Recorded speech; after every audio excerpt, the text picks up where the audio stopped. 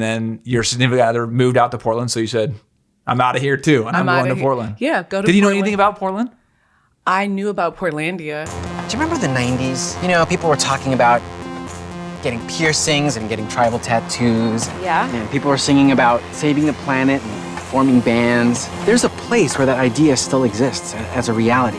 And I've been there. Portland. Oregon? Yeah.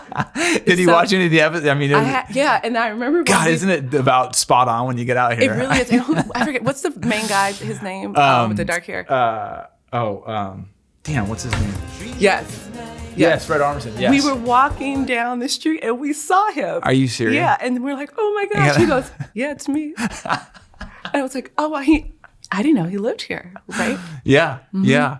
So what year was that? That was... So we moved in 2017. Okay, you moved out here. Okay. And then so the last 5 years, Portland was home base for what? Because you've been in this role, you've been in the GPI CEO president role for about a year, a little over a year.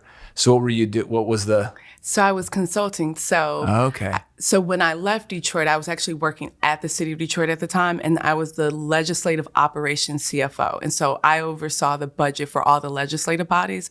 So the courts, city council, city clerk. Oh my gosh. And I was pretty good at my job. And so I went to them and said, I'm leaving to go to Portland, but I can still do some consulting projects for you. And they said, game on. And so I started consulting. So I've been consulting the last 4 years before I took on the role.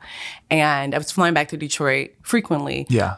But then was able to pick up other clients and start doing tax exempt consulting work. And so again, back in New York, I did bonds for tax-exempt entities. Yeah. So I had already that background with municipal, nonprofits, higher ed, and even healthcare institutions that are tax-exempt.